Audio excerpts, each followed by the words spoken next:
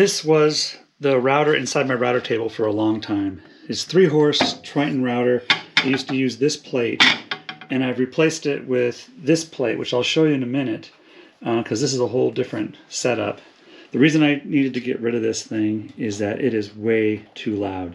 Let me show you the difference in sound between this and this.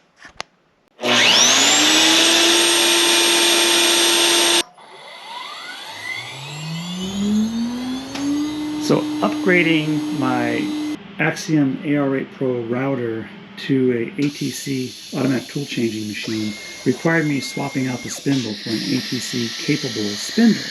That left me with a good standard spindle to use in the router table. What's underneath here?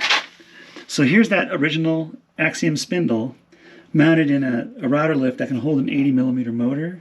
It's got these massive linear guides, 16mm screw to raise and lower.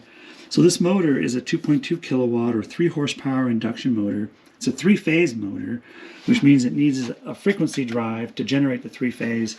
And so the speeds are controlled from up here. And it's also liquid cooled, which requires a pump and a cooling system in order to keep the router going. So here is the liquid cooling setup.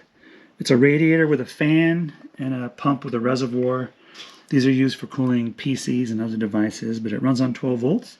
So it's triggered on and off from the VFD. So in the VFD, there's what's called a multifunction relay, which is just a relay that can activate based on several different criteria. And in this case, I've told it that anytime I hit the run button, that it will energize, turns on the 12 volts to the pump to keep this thing cool. So this motor can run, all day without overheating. So I'm super excited about how this works. It raises and lowers right from the top of the table. I'm really anxious to put this thing through its paces now.